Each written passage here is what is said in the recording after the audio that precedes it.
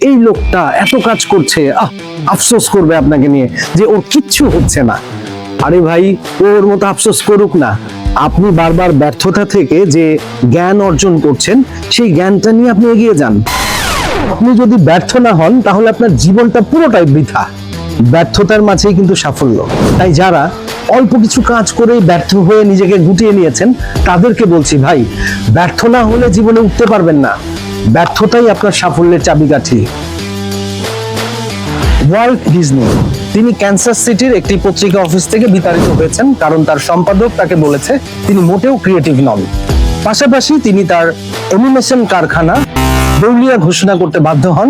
এই Walt Disney কিন্তু এখন মিকি মাউস এবং ডিজনি সাম্রাজ্য প্রতিষ্ঠা করেছেন, এবং তিনি এখন এই বিনোদন জগতের একজন একছত্র সম্রাট।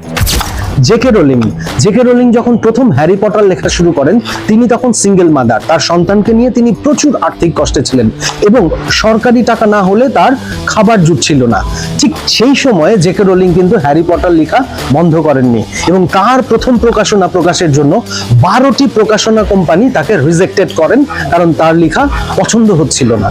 এই জেকে রোলিং এর কথাই চিন্তা করেন, তিনি যদি এই ব্যর্থতাকে অবলম্বন করে তিনি যদি আর না এগুতেন, তিনি যদি পরিশ্রম না করতেন, তাহলে কিন্তু হ্যারি পটারের মতো একটি স্টোরি বা এত বড় একটি গল্প দাঁড়াতো না, যা কিনা আমরা দেখে এখন প্রশংসা করছি, এবং বিশ্বের অন্যতম লেখকদের মধ্যে জেকে রোলিং সবচাইতে ধনী লেখক হিসেবে পরিচিত।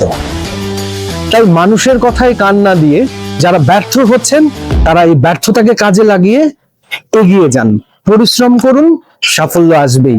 আর যারা কথা বলার, তারা বলুক না ভাই।